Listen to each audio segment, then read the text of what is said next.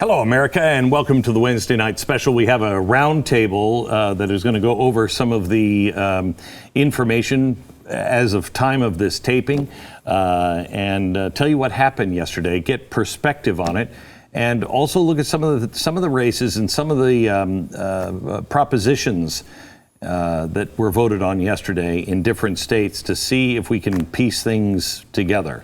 I have Stu Burguiere, the executive producer of my program, and also the star of. Star is really kind of a sort of the third character stretch, on the show. Yeah, on Stu Does America. We have Matthew Peterson, the new founding co-founder. Welcome to the program, and David Barton, WallBuilders founder and the American Story co-author. How are you, David? Good, man. Good. So. Let's start with good news. Go. The good news is there was a red wave. There was a red wave in Texas and a red wave in Florida. And there were a lot of races around the country that we won. There were districts that were flipped. You have to really, I think, focus on this not just out of a sense of depression, but and clinging to something good. Yeah, right. But I think it's a very serious point, and it goes to something deep that we saw last night. There was a red wave, but the water flowed over the fissures and deep cracks in this country and disappeared where the deepening divide exists. So we learned we're deeply divided.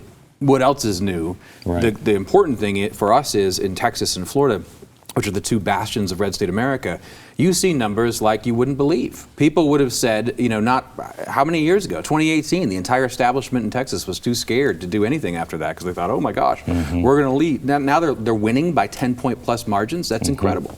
DeSantis is, basically king of Florida, absolute monarch who can pass what he wants and has a ton of money in the bank and is undisputed, king of that region. So that to me, that's a new model, that's real, and that ought to dispel all of this nonsense about, the blue locusts are going to come and destroy our states and everything else. No, provide leadership, right? Create a bulwark, and you will in fact have incredible support from your people. David? I think one of the messages last night was leadership was rewarded. DeSantis for sure, 19-point win. And it was interesting that before that win, you actually had Democrat legislators coming out and saying, hey, he's leading the state. He's doing good stuff. We support him. So it became a unifying thing in Florida. You had a lot of the same with Kemp. Kemp, we thought, would probably make double digits. It looks like he wins by 9 points.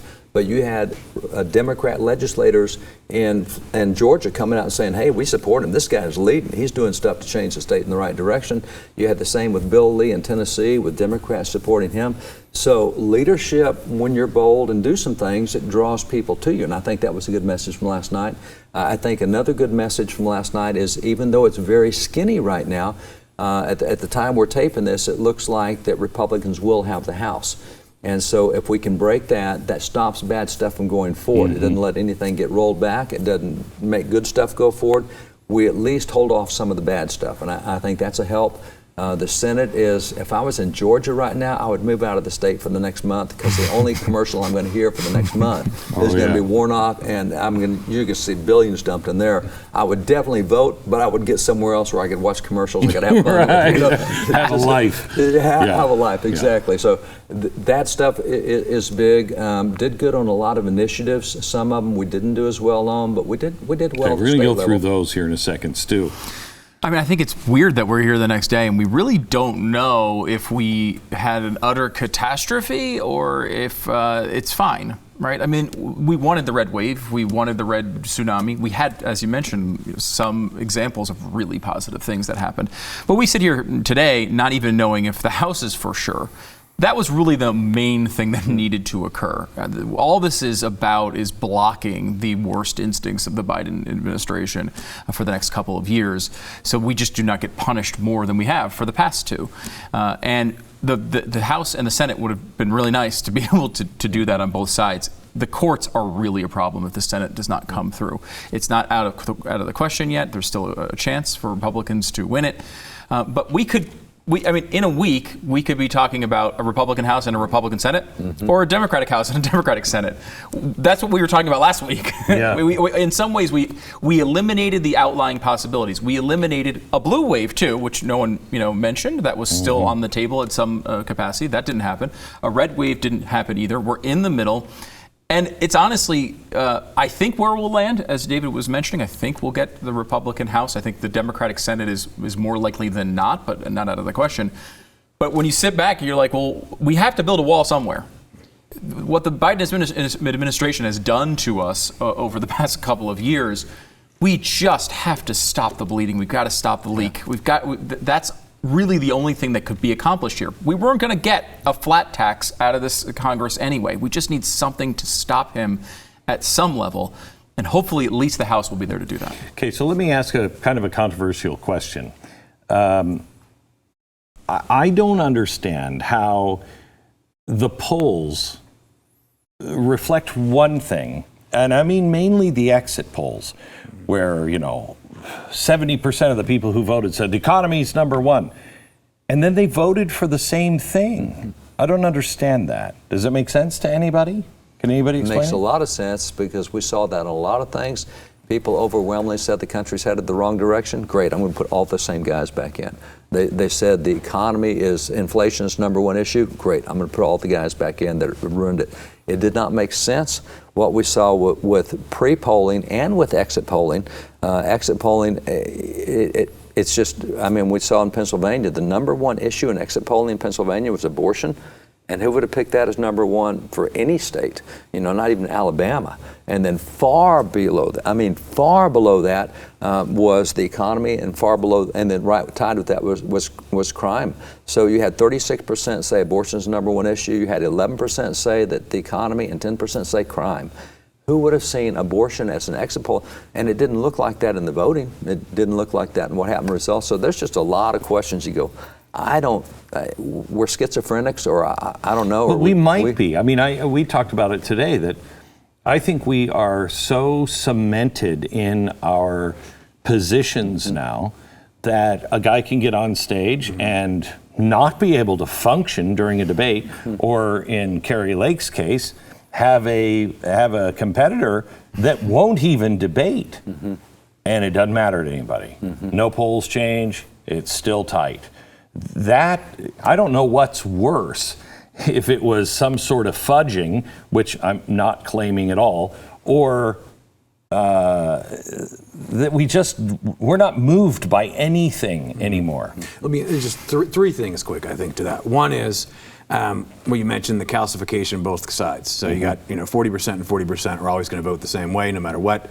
And you do have people hardening in their position, where it doesn't matter if someone has 3 brain cells and aren't fighting each other. Just you put your guy out there.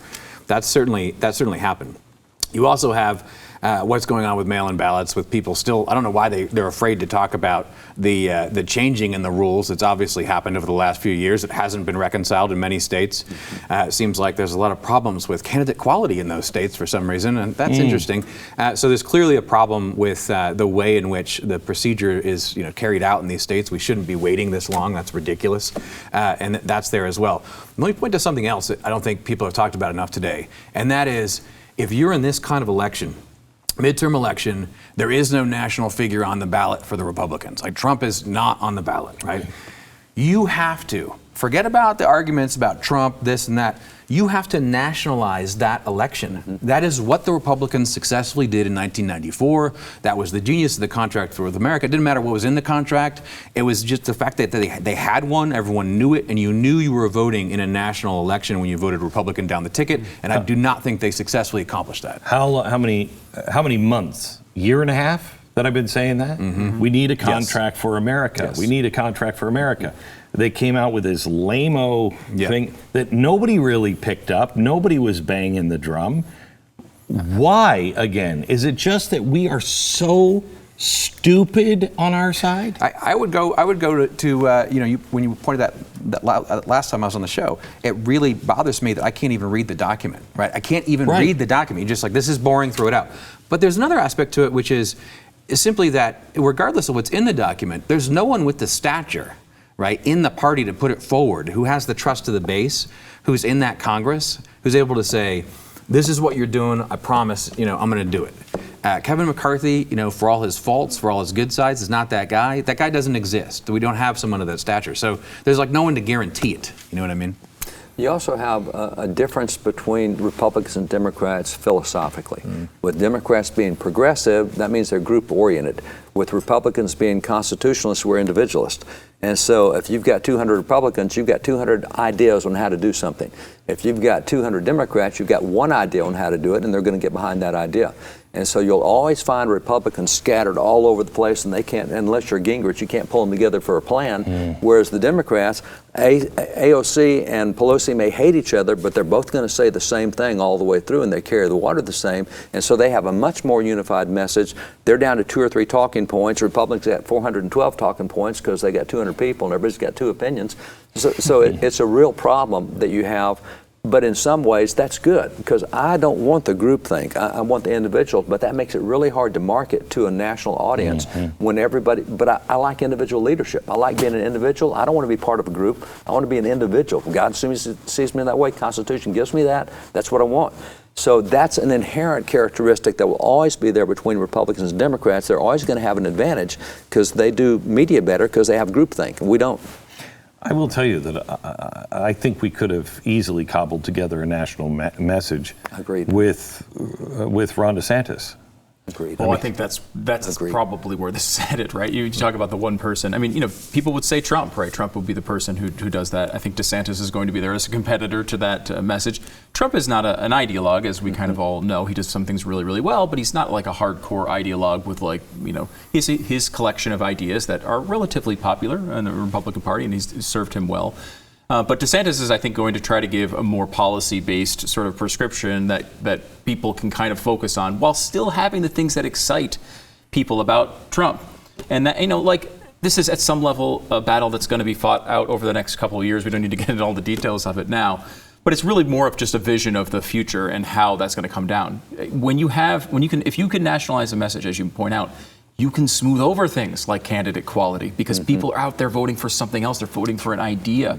You don't have, your candidate maybe isn't a great speaker on stage. That's probably okay. You can get through it. That's how Gingrich did it, and it is an important thing. I think you can get to what we got today by just saying we're not the Democrats. I think that's the number one problem with this is Mitch McConnell. Mitt Romney was right last week when he said Mitch McConnell deserves all the credit for this next election. I think that's absolutely true. That's the first thing that I've ever agreed with that Mitt Romney said. Gave me a heart attack for a minute there. Yeah, but he was absolutely right on that. This is Mitch McConnell saying that I'm not going to place money where we could possibly win. Karl Rove placing money with the enemy. And the most important thing, Mitch McConnell saying, we don't have to do anything, we just have to not be the Democrats. And just to get in and complicate this even more, what do you do when you have the Democrats who put $53 million into Republican primaries to move forward the people they thought they could beat best in the election? And a lot of those guys made it into the general and got beat last night. And so you've actually got Democrats choosing for both parties at this point in time, and nobody ever covered $53 million going in. Nobody ever pointed out that Democrats are buying the Republican votes in Republican primaries. And so you really don't even have the competition we thought we had. And then you look last night, $410 million Democrats put in on abortion issues. Well, it seemed to work in Pennsylvania. That was the number one, so they put a lot of money into places, even in the last week. I mean, here in Texas, Soros jumps in to bail out the DA in San Antonio and the DA in Dallas with massive infusions of money. And so Democrats are just, they're, I hate to say smart enough, sinister enough or something else, that they're working both sides, and they've got an objective. They're a lot better strategery. What was it? George W. Bush. Yeah, they have better strategery than we do. Yeah. All right. Back in just a second with more. We're here now with Herb Nerbler. And hi, Herb. How are you? Just a man on the street. And I understand you had a problem with your home. It was stolen from you. Yes, I did. I left it on the I left it on the side of the road, and Really? A gentleman picked it up. Wow, that is really strange. You know, I tell my kids all the time, I want to pick up the house, and I want you to move it about 4 inches this way, but they don't usually do it. No, they don't. This guy was good. This guy was good. Well, my home is on wheels, and it's about 35 square feet. Wow. Well, apparently we have one of the criminals here. He's a convicted thief, and he shows how he did it. Nobody thinks that I can take their house and borrow against the house. Oh, no, I have title insurance for that. No, it's in my name, or he would have to get some special document. They would call me. You know, nobody's calling you. After I've stolen the title, borrowed against it, or sold the property, or done whatever I've done with it, it's 60 to 90 days to even figure out that they're the victim of this crime. You know, by that point, you start getting foreclosure notices, and you realize you've got 4 mortgages on your house. Not only that, you don't even own your home anymore. It's not even in your name. A quick suggestion, could you arrest the guy instead of putting him in a commercial? I mean, he's telling you he did it. HomeTitleLock.com. Use the promo code RADIO. Register your address for a no-obligation home title report. That's a $100 value free. Just get your free home title report now at HomeTitleLock.com. Promo code RADIO. Before we go any further, I really feel I need to apologize for the network, for our art director, Alexander. I won't give you his last name, but later in the show will give you his home address. He thought it would be funny if we made, the winner cards of different races and took funny pictures, actual pictures, not photoshopped, actual pictures. And here's one of them for New Mexico. Of course, the race turned out that way, but it did not, unfortunately. Yeah, but the eye patch is 100% real. Is the parrot real? No, the parrot was photoshopped, Okay. I understood. But the rest of them are not. Well, it's a real parrot. It just was photoshopped. Yeah, just a photoshopped parrot. Here's Ned Lamont, which I think is great. You would not believe how many goofy photos you can find of these guys in masks. Here's another one. This one is from Nevada. I just thought the Biden-Harris mask was a little too easy. And Greg Abbott and Beto. Beto looks sad. He looks like he was picked up on the road after a drunk driving crash, doesn't he? Yeah, he looks like a pouty little boy that didn't get what he wanted for Christmas. Pouty little boy, probably. Tony Evers again in a mask. Do we have the Mike Lee one? Because I think that's my favorite. This guy was so busy, Michael Bennett, he wouldn't get off the phone while we snapped a picture of him. But anyway, those are, again, our apologies. We had no idea that the Democrats would look bad in all of our photos. So you tweeted,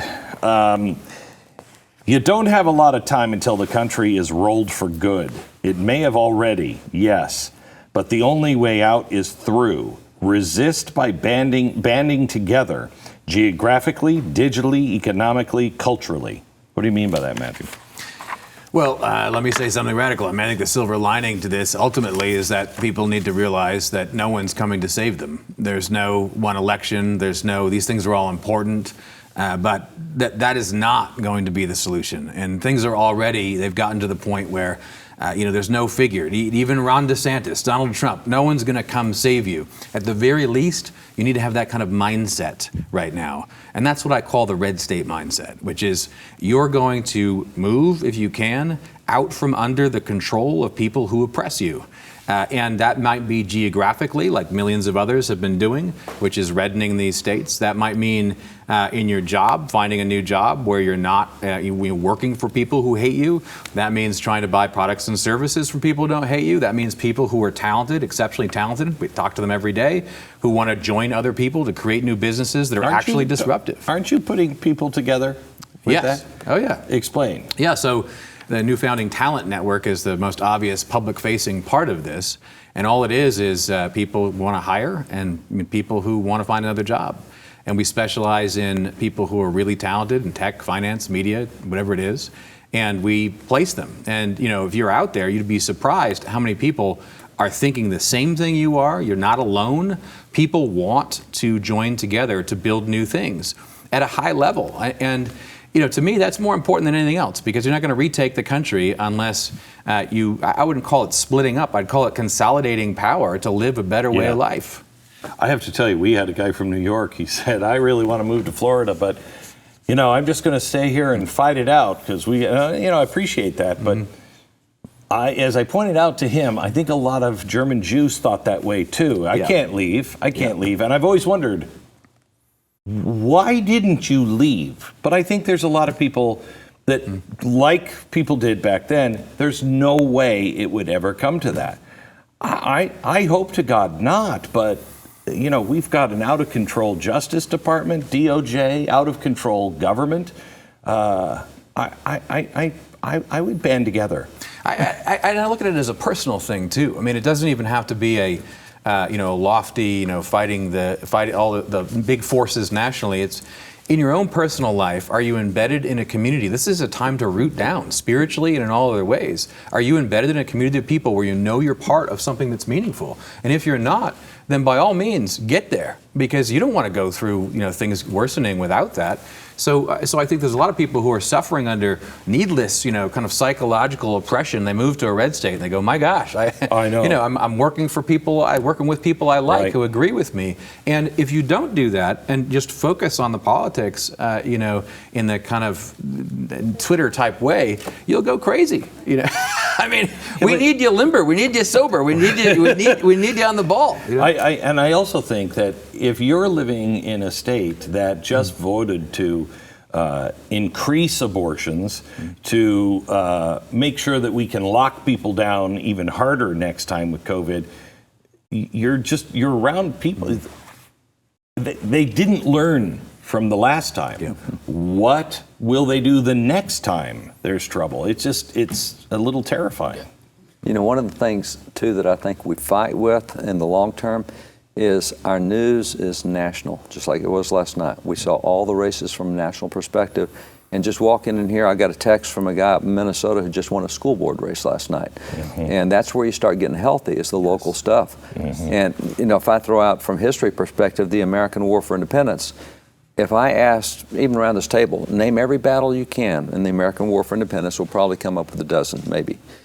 There were two. You're at the table? No, I'm out of it. I'm not talking. I'm not talking. Yeah, maybe 4. But yeah, exactly. We're going to get Brandywine, and we'll get Valley Forge, which wasn't a battle, but it's a big thing. That was mine. Yorktown, and there's 240 battles in the American War for Independence. Nearly every one of them was a local battle. It was this bridge, or this tavern, or this church, or this city, or whatever. And George Washington's involved in only 17 battles in the American War for Independence, and he won only 6 of the 17. Wow. So out of 240 battles, we won the war because we won the last battle. But we had all this stuff growing all over the nation, and there's no national news back then. So I got to take care of what's come to my community. And here's the British invading my town, my home. And I think that's where you really start getting healthy, is you start at that city council, that school board, that local stuff, and that was not on any of the news last night. And we picked up a bunch of local stuff last night, like the school board guy who just got elected.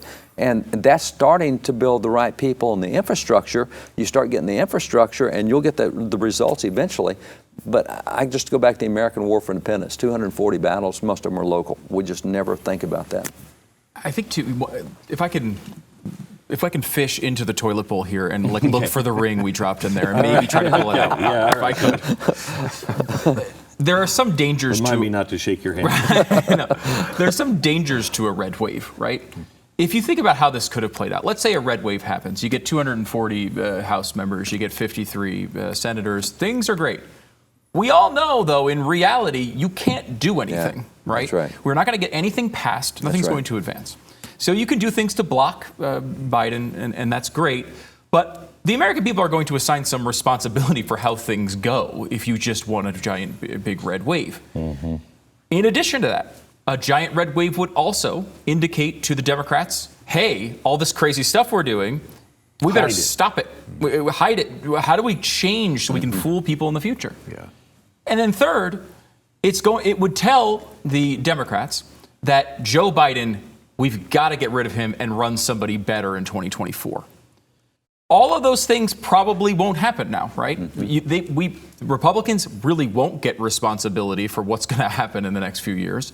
Joe Biden is more likely to be the candidate in 2024 today than he was yesterday. And, you look at this and kind of say, well, look, this is not what I wanted going in, to be clear. But there's a way that this plays out potentially pretty positively. And I think there's also a sense this is going to be dangerous for us for the next couple of years, for sure. But I don't think what we saw yesterday was the American people embracing CRT. This was not a story of, hey, we really do want lots of men on women's swim teams. This is a story, I think, of something different that we're going to analyze over the next few months and years, honestly. But it also, probably from the Democrats' perspective, will say they'll tell themselves, we can do this stuff. We can be out there. We can be on stage. I can do interviews with transgendered TikTokers a week before the election, and it'll work. All of that might lead to a really good 2024 when the Senate map is much more friendly to Republicans. So there's a case there to be made that this might turn out okay. I've stopped trying to figure out elections and who do we vote for strategic reasons. Because it only leads to bad things. Mm-hmm. No matter how any of these elections have turned out in the past, you look back in retrospect and went, well, I'm glad actually that kind of happened, because it woke these people up, or we saw this flaw, or whatever.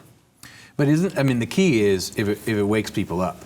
And I think that idea that no one's coming to save you, and then you apply that to your local community, that's where I'm excited. We started a Families for Irving PAC here. I love the fact that I'm associated with that. We got 2 people on the council. We'll get more.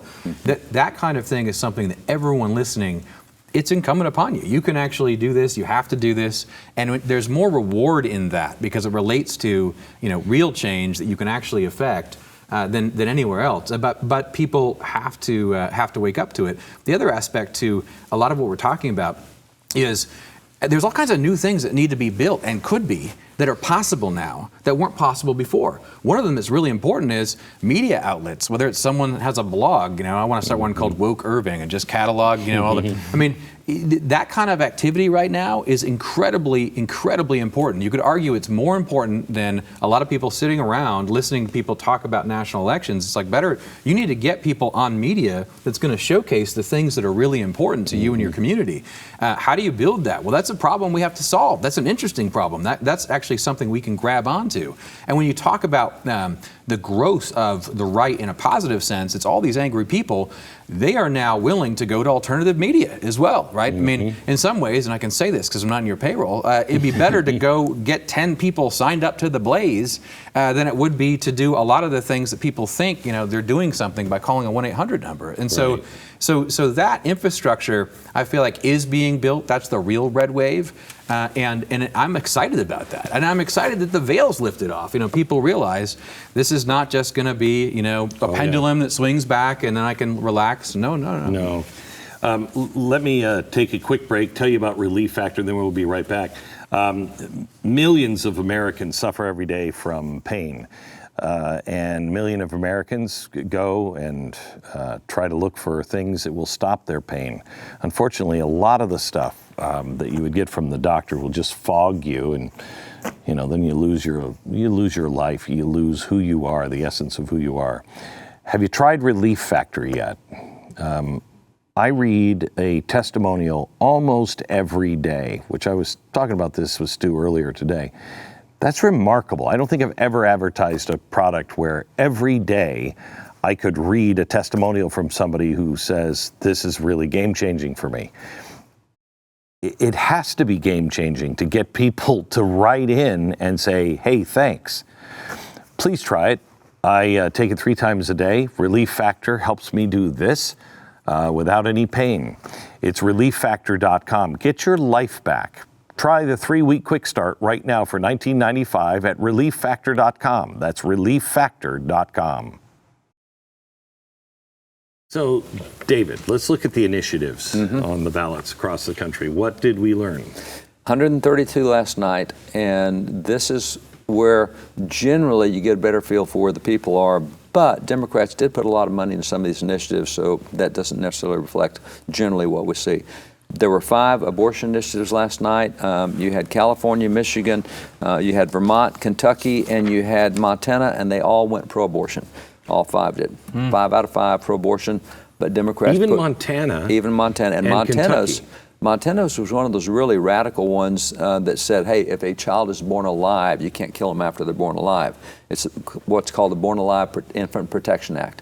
And so 72% of Americans say, hey, that's too far. We're not doing abortions after you're born alive. Wouldn't that be covered under the murder statutes? It should be. Okay. Although I will point out that when last year, before Youngkin came in, you had Virginia who passed a statute that says, hey, if we've tried to abort a child and it lives through the abortion, go ahead and let it die comfortably after it's born. So don't take care of it, let it die.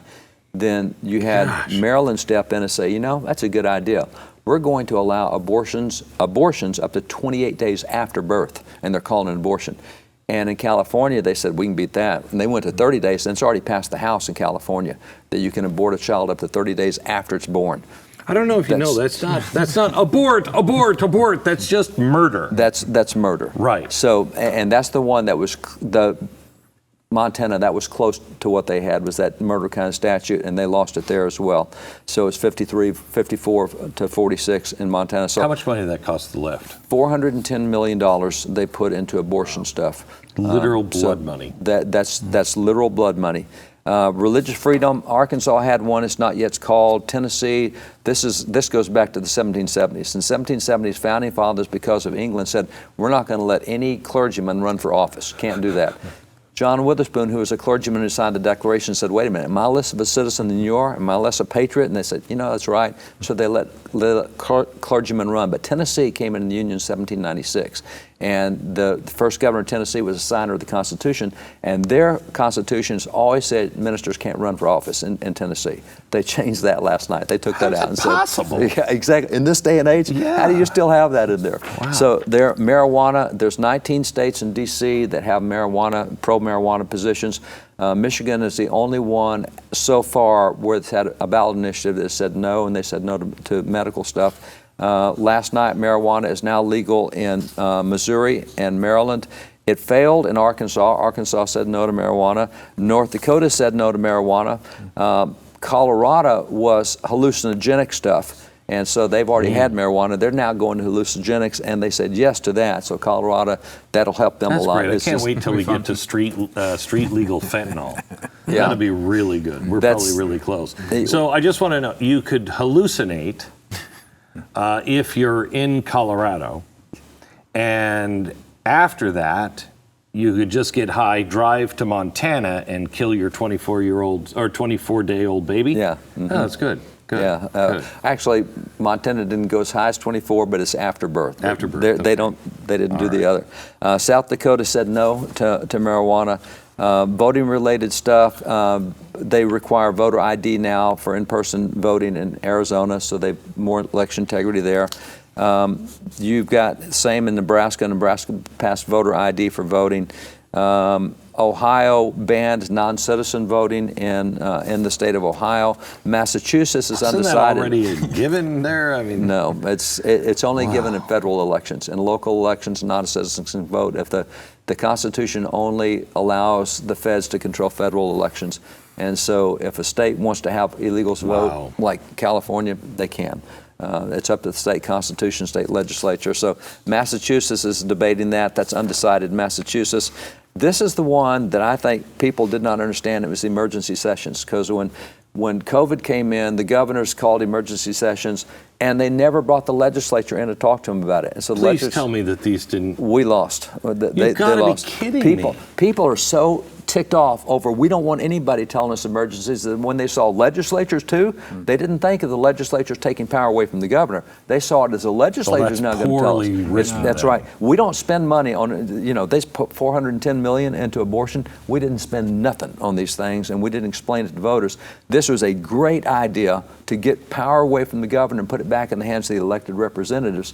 And so, it failed in Arizona, it failed in Utah. Idaho is too close to call. And let's see, Kentucky, in Kentucky, it also failed there. So we have not won in any of those 4 states that we're going to again, Holy get balance cow. of power. But That's really dangerous. It's dangerous, but people didn't know that, and they just don't want people telling them what their That was the emergencies problem are here in with their life. Greg Abbott. He That- just kept extending going. and kept, and Pritzker did, Abbott and Pritzker both did, and Abbott would not even talk to the legislators in Texas. They would call him and say, hey, we're getting chewed up for what you're doing. Well, he didn't care because they can't get at him, and so that was not a good deal. But that one, this is good for Montana. They now require a search warrant to assess a person's electronic data. That's a bill going through Congress, actually bipartisan. Says the Fourth Amendment is not for sale act, because right now law enforcement guys are buying intelligence data from third-party vendors and using it to get access to your stuff, which they couldn't have done.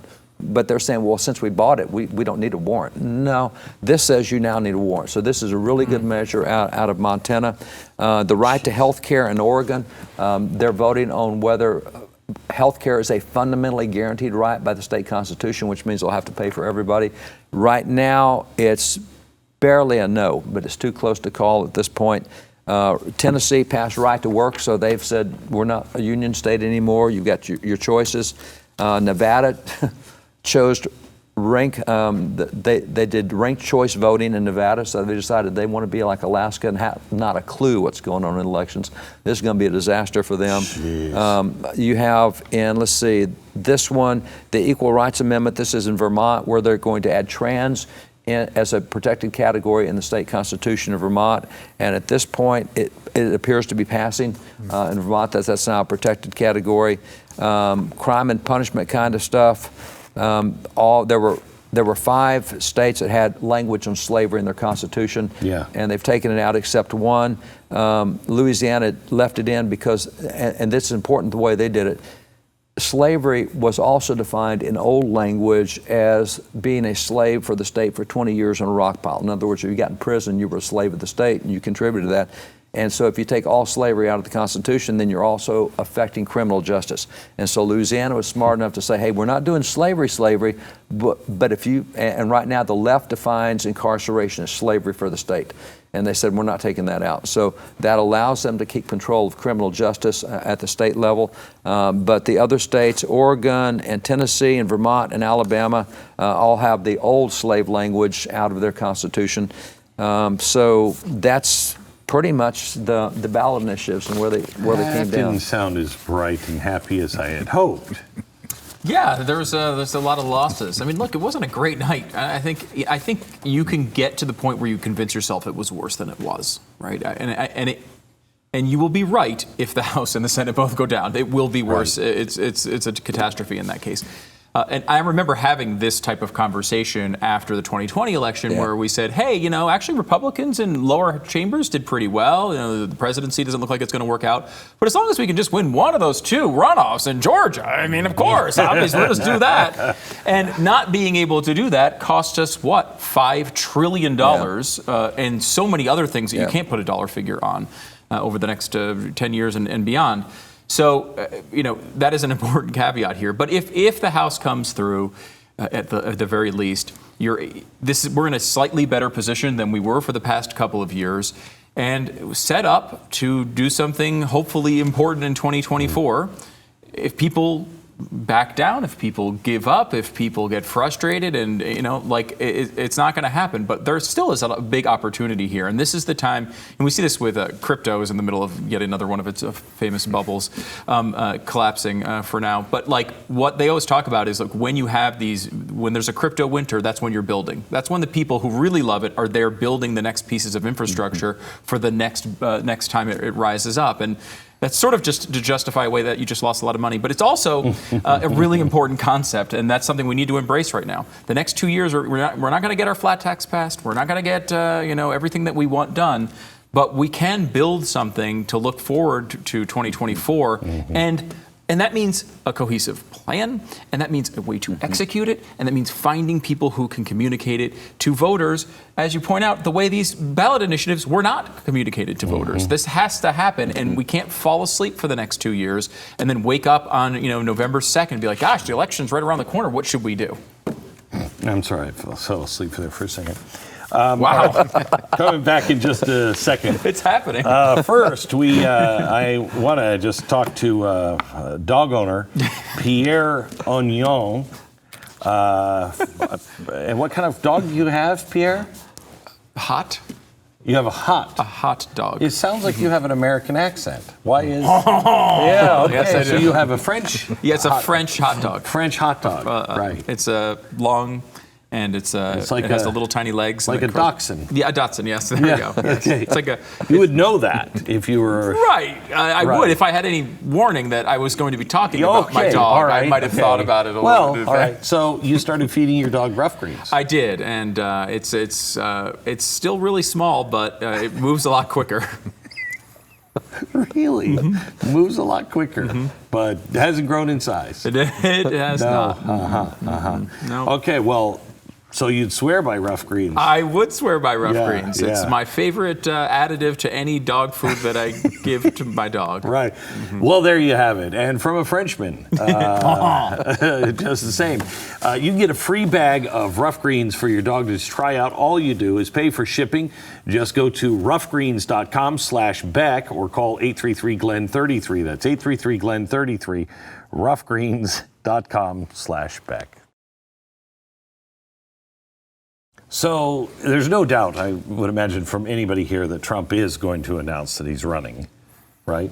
He's running. He's running. The date we have is the 15th. But before the election, it was going to be the 14th he's going to make the announcement. Now what we're told is the 15th he'll make the announcement. Okay. And he's not the only guy that is planning on running. We know of 9.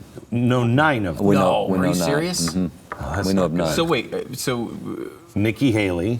But see, a lot of these guys run not for president. They run to get a position in the cabinet. They run to get a vice president. Tim Scott's going to run. Tim Scott's not going to be president. He's running to be vice president with Trump or with somebody else. So he's getting in the race. He's getting in the race as president. But his long-term aim is not necessarily. That's right. To win the race. A lot of Nikki Haley's not going to win president. She thinks she is. Now she thinks she's got a shot. Mike Pence is in as well. I think her time is done. Her time is long past. Yeah. And she's come out with a number of positions since then that make her really vulnerable in conservative circles. Yeah. So she was a conservative star. But DeSantis, we're told, will announce in May after they were the legislative chanting last session. night, 2 more years, 2 more years. Yeah. So Tells you what his they're base thinking. in Florida is like, go. Well, Chris tried to make that an issue in the gubernatorial races. You're not even going to be here in 2 years. And he didn't answer that, which is very, very smartly the way he did it. So DeSantis, we're told, will get in May after the session's over. You have Pence in, you have Pompeo in, you have several guys that'll be in running. Pompeo's going to run against Trump? But again, you're always running against Trump. You're running for a different position. Yeah, so you're trying to get some name idea. Trump doesn't have I'm going to go easy on you mode. Oh, no. He doesn't have that button. No, he doesn't have that. It's like... No. Because if people are going to make their own minds up in a primary. They'll decide who they think is the best presidential candidate. But if your goal is that Donald Trump walks into this thing with a 30 or 40 point lead over almost anybody in most of these states. Again, Florida would be a little bit different. I think DeSantis would actually beat Trump in most state stuff. See, that's interesting. I think it's going to open up with Trump having a big lead. I think DeSantis can make up ground, but if it's 9 people in this field, the same thing's going to happen that happened in 2016. Oh, yeah. They're going to start to... He slices, he dices. Yeah, exactly. and Trump is going to be able to win these primaries with 38% of the vote, and he's never going under that number. Well, we all know there's only 2 candidates. It's these people are all running because they want to get in the ring. Maybe some of them are delusional. There's always a few of those. They're politicians. I feel like a Larry Hogan or something is going to get in, aren't they? There's going to be some Liz Cheney-ish type of candidate. Gotta go in. But she'll be on the other side. Yeah. She's full-fledged delusional. Yeah. But there's only 2 real candidates right now who you'd say have a prayer. Yeah. Trump still is the front runner. The whole story of what's happened in the last few years, as much as some people want to get past him, is still about what happened to him. So that is not resolved. That is an open-ended story for millions of people. And then, of course, what we just saw was a resurgence for, a further surge for DeSantis. So that clash looks inevitable. I think the one thing I'd want to say after all the garbage of the last 24 hours is that I think it's a little too cute for some of the people in D.C. to just blame this all on Trump. Like, we can't, no one should be allowing, regardless of what you think about Trump or DeSantis, you shouldn't be allowing Mitch McConnell and friends to be saying, well, this was all Trump's fault. Like, that's garbage and has to stop. But, you know, I think a lot of people feel the same way I do, which is we're on the precipice of a clash here. And it's been teased out a little bit, and that's about to unfold. Yeah, I'm concerned for the next 60, 90 days, all the way to the next 2 years. I mean, anything. The country is a powder keg. That's really what concerns me about Arizona. You know, you lose Masters, but if Kerry Lake also loses, I think you've got a tinderbox there. Well, you've got things that are not helping the narrative. 17 states had bad machines last night, and that doesn't help the election integrity narrative. When you've got 17 states, and then you see that same kind of jump and that we saw 2 years ago, we saw that last night in the Walker race. That's just not good for the nation to have question marks. You need to be able to walk out and say, hey, I lost, but you know what? I lost fair and square, and that's fine. I can handle that. But if I feel like somebody stole something from me, now you got a whole different dynamic to deal with, and you're going to have different kind of debates and different kind of tones and different perspectives, and that's just not healthy. So these states have got to get this under control really fast. And you know what happened in Maricopa County last night? Unacceptable. Unacceptable. And why did the judge say no? We're not going to keep it open. You won't keep it open. Yeah, that doesn't make sense. And why is it that in the most Republican county in Pennsylvania, they ran out of ballots at 11 a.m. I know. You know, it was a bad paper shortage. Yeah, exactly. You know, who Except knew we in Philadelphia, needed so many papers? We didn't have any trouble in Philadelphia. And it's just this, that's the kind of stuff that we got to get past because we as Americans have to be able to have good debates without having tone to them that it gets injected from conspiratorial kind of things. And we can't have that. It's amazing. The first election we ever did together was the 2000 election. And I can't believe here we are later on sitting at a table saying, why can't everyone just be like Florida? If everyone could just do it like Florida. Well, but isn't it amazing that Florida learned its lesson? They learned their lesson. They because did the whole country turned to Florida and went, don't screw it up again. Right. But I will go right. back to DeSantis wins with 0.4% of a vote. It takes him weeks to know he's the guy. And he walks in and says, we're never having this again. And so he fires the lady out of Broward County and he gets all the legislation passed. And 2 years ago, Florida is always one of the last states to come in. We're always looking at hanging Chad, Florida. And they were the first states, one of the first states to report presidential results. I mean, that's what leadership does, is they got that whole thing turned in Florida. And here they were early last night, too. I mean, we know the results in Florida. And that's a real turnaround state. And that's what leadership does. And maybe somebody should think about calling Michael Scott and ordering paper next time. All right, back in just a minute. Thank you so much for watching. Next Wednesday night special is very important. What do you do if the ATF or the DOJ comes knocking at your door? Real life stories from people from both sides of the aisle that have had that experience. What did they do right? What did they do wrong? Experts will walk you through that. Unfortunately, an important show. By the way, help us build the infrastructure for tomorrow at blazetv.com/midterms.